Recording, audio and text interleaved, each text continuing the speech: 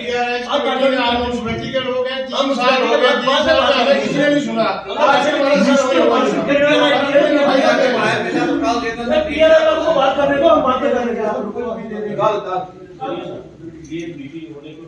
हमारी बदनसीबी है, 3 साल हो गए म्यूनसिपल कमेटी के इलेक्शन हुए।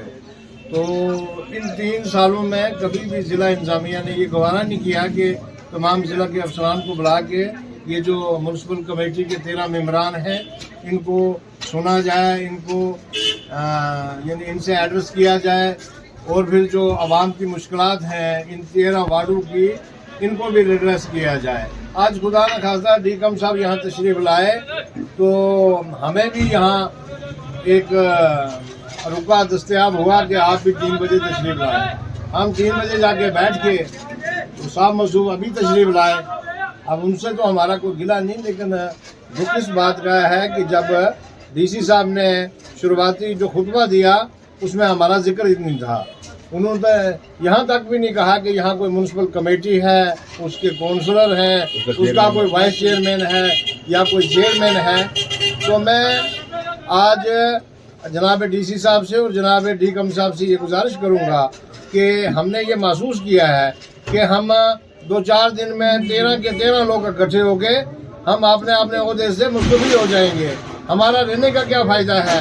अगर पहले तो जब हम वहाँ डाबंगला में गए तो वहाँ सरपंच हजरात ये कह रहे थे कि भाई हमारा पंच और काउंसलर में कोई फ़र्क नहीं है। अब चलो हमारे लोकल कई इशू होते हैं, कई बातें होती हैं, उनसे हमने कोई झगड़ा करने की कोशिश नहीं की, लेकिन हमें दुख इस बात का हुआ है कि भाई जब आप सुनने के लिए आए हैं, आप यहाँ ये लोगों की मुश्किलात को एड्रेस करने के लिए आए हैं, तो हमने ये महसूस किया कि हमारा भी जिक्र होगा। फिर हमने ये मुनासिब भी समझा कि वहाँ से हम प्रोटेस्ट करके निकल आए। तो हमने फिर आपने जितने भी हम 9 मेंबरान वहाँ हाजिर थे, वाइस चेयरमैन समेत, हम वहाँ से प्रोटेस्ट करके आ गए। तो मैं यही कहूँगा एडमिनिस्ट्रेशन से कि कम से कम हम कोई बैकडोर एंट्री नहीं है, हम भी लोग जीत के आए हैं। हमारे लोगों ने भी अपनी उम्मीदों की वजह से हमें बनाया है कि भाई कल ये हमारे वार्ड का काम करेंगे।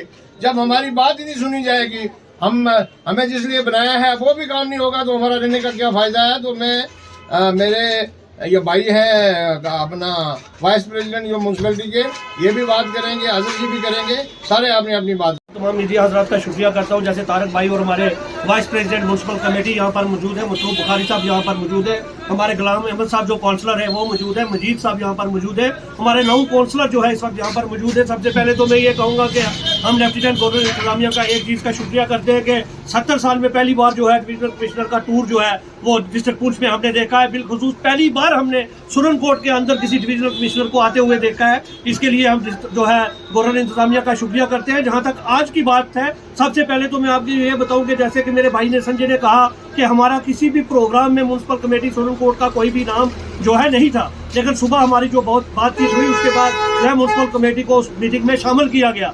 लेकिन बड़े दुख से यह कहना पड़ता है कि जैसे कि मेरे भाइयों ने बात की है, सरपंच हजरात ने या बीडीसी ने या डीडीसी ने एक ऑब्जेक्शन जो है म्यूनसिपल कमेटी के ऊपर हुआ, उसके बारे में मैं ये कहूँगा कि आप जानते हैं कि 3 साल म्यूनसिपल कमेटी को यहाँ पर बने हुए हैं, लेकिन बड़े अफसोस से ये कहना पड़ता है कि कई डिस्ट्रिक्ट ऑफिसरान को आज पहली बार हमने यहाँ पर देखा है। कभी भी कोई भी डिस्ट्रिक्ट ऑफिसरान के साथ या किसी भी और ऑफिसरान के साथ हमारी जो है वो मीटिंग नहीं हुई। आज कई इश्यूज के ऊपर जो है हमारी बात होनी थी, लेकिन बदकिस्मती ये है कि जब इंट्रोडक्शन मीटिंग वहाँ पर की गई, हमारे तमाम काउंसलर वहाँ पर मौजूद थे, लेकिन किसी भी काउंसलर का जो है वो वहाँ पर नाम नहीं लिया गया, म्यूनसिपल कमेटी का नाम नहीं लिया गया। मैं सिर्फ इतना कहना चाहता हूँ कि हमने सिर्फ इतनी बात वहाँ पे कही है कि ये शायद PRI की मीटिंग है, इसमें हमारी मीटिंग नहीं है, लेकिन इसमें हमारे बहुत बड़े इश्यूज जो है वो आए थे। आप जानते हैं कि टाउन के अंदर PHE की कितना खस्ता हालत है। PHE की डेवलपमेंट के ऊपर हमने बात करनी थी। हमने ये रिक्वेस्ट करनी थी कि जितने हमारे 13 वार्ड है, इन वार्डों के अंदर हर वार्ड के अंदर 2-2 पंप दिए जाए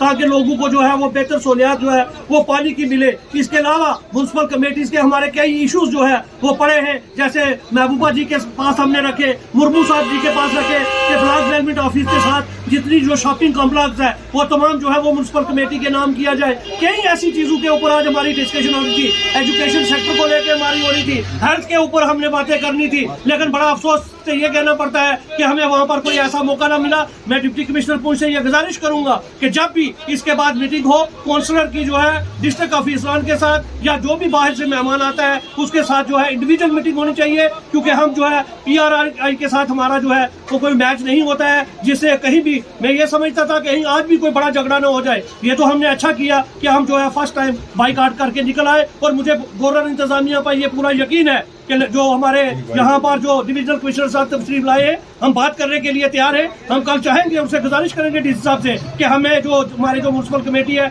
इसको कल वक्त दिया जाए ताकि ये भी अपनी बात जो है वो रख सके। मैं तमाम मीडिया का तो मैं मीडिया का शुक्रिया अदा करता हूँ, और मैं तारक भाई से पूरी तरह सहमत हूँ कि जिस तरीके से हमें आज अनदेखा किया गया है ये हम बर्दाश्त नहीं कर सकते। हम भी पब्लिक के चुने हुए नुमाइंदे हैं, और हमारे साथ हमारे प्रोटोकॉल का बिल्कुल भी ध्यान नहीं रखा गया।